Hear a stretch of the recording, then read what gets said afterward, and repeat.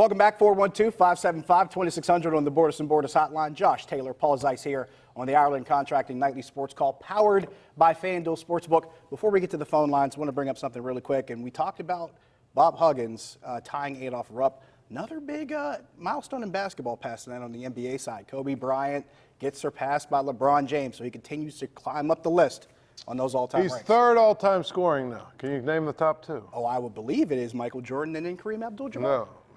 Nope. Wait, what am I missing behind Kareem Abdul-Jabbar? Kareem is the top scorer of all time. Okay, Kareem is still number one. Is Karl Malone number two? Karl Malone is Karl number Malone. Karl Okay. Malone. That was my other guess. Is number two, and Karl now Malone. LeBron is number three. Someone brings up a good point, though. When you compare LeBron to Kareem and Karl Malone, can you imagine if Karl Malone and Kareem had 4 extra years that they spent in college?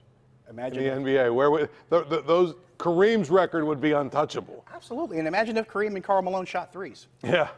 There's that. Right. There's that too. It's just incredible if you think about it. Absolutely. Let's get to the phone lines. Let's go to John in Green Tree. John, you're on the Nightly Sports Call. Thanks for taking my call, man. How you doing? Good. How are you?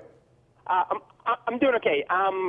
Hey, on the Pittsburgh Penguins game on Friday, man, I was just wondering if the Pittsburgh Penguins can beat the Philadelphia Phillies, and I'm talking about the Pro Bowl too. I wanted to know if the AFC wins tomorrow too against the NFC. Thank you. As far as the Penguins and Philly, I don't expect every game to look the same as that last one did, especially not effort-wise. I know Mike Sullivan was very not happy about it.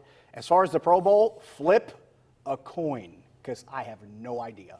And if you are one of those people that is going to bet on the Pro Bowl tomorrow, Bet the over. call 1-800-GAMBLER because you've got a gambling problem. Anyway. That's a game I would never touch. I will say this. There's not a chance I will watch one single second of that.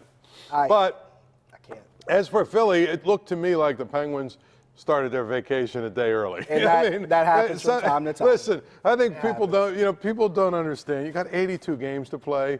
I don't care, you're a professional and you're paid and you're this and that. And there's those nights in mid-January, mid-February, you just don't got it. They were already on the All-Star break. Bags were packed. Flights were booked. We got 9 days off, man. We're out of here. I think that's a fair theory. So I think that I would expect, Friday? I would expect they come back and really play well. I think you're right. That's a good way to look at it.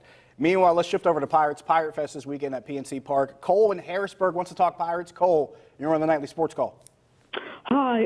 With spring training only weeks away, the Pirates have only signed a few journeyman players to fill their roster, including Luke Miley and John Ryan Murphy. They missed out on a huge opportunity to sign Robinson Chirinos, as he only went for $6 million on a 1-year deal. He had a 3.8 WAR last year, while Miley had a negative 0.5 and Murphy had a negative 0.1.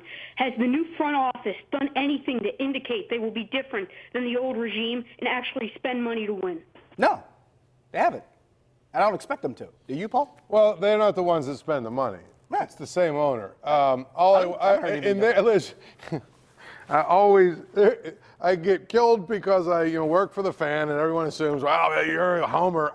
I'm just going to tell you Same that. here. Right, and you too. Yep. And I'm just going to tell you, you got to give them a year. Yeah. And to me, spending money this year would be stupid. Agreed. Because save all the money you can save. Your team isn't winning this year. Save all the money you can save. And again, trade Starling Marte. Trade, I would say try and get 4 or 5 good starts and then trade Chris Archer. Yeah. Trade Keona Kela at the trade deadline. Anybody that has trade value, you should be trying to get something for. You know what I mean? And here's the thing. If you're really, truly not going to sign Josh Bell long term, if you were Bob Nutting, if I'm Bob Nutting and I come out like on Monday and there's a press conference and say, we signed Josh Bell to a 9-year deal. We bought out his last 2 arbitrations, and we're going to give him a 7-year deal worth, whatever. I'd be completely floored. You'd have to pick me up off the ground. You think that would go a long way to erasing some of the negative vibe people have about the team? It would, but at the same time, you look at that and go, okay, well, what about everything else? Because there's so many other areas that this team is lacking, which it supports your point that doing that right now kind of doesn't make any sense. I've been leaning on this for a while. When you look at the better teams in baseball right now, they all have the same thing in common. At least most of them do. They got worse before they got better. Another thing they did, they got younger, and they got more. They used more players that were within their own system. and they use draft picks and trades to kind of replenish their systems. You know it's crazy when even the Yankees are shedding payroll and going young, and they did it.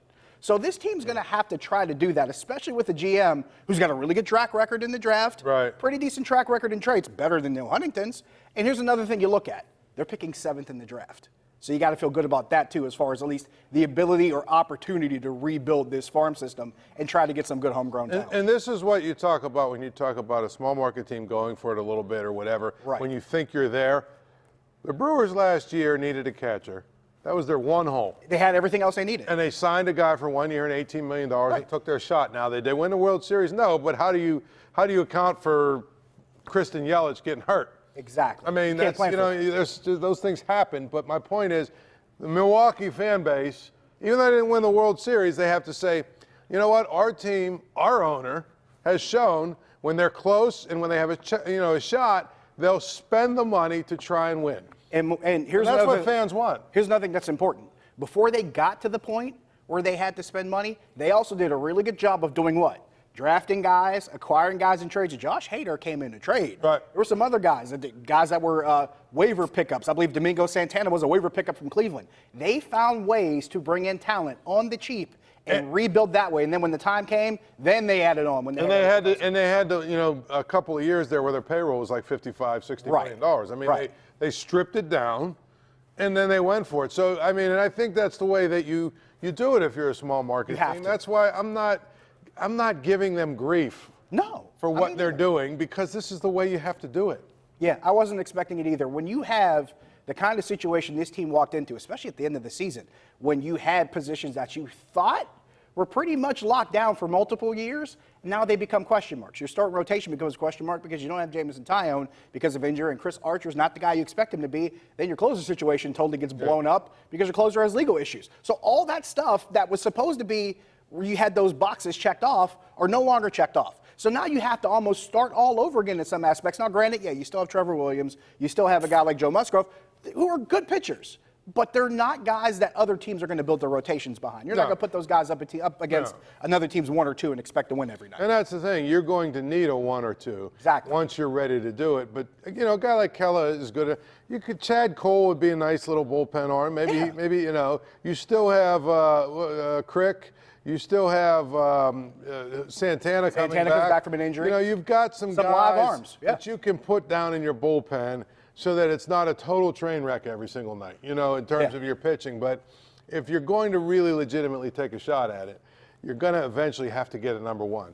And I'm really, really, I love the guy. I love his effort. I love his, you know, his heart and all that. But Jameson Taillon looks to me like he's a number 2 at best. You hope he can get back to that level, because coming back from the second Tommy John, it's a lot to hope for.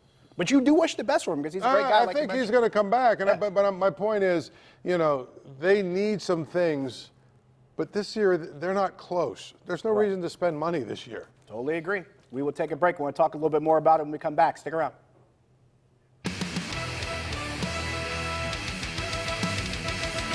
Portions of this program sponsored by FanDuel Sportsbook.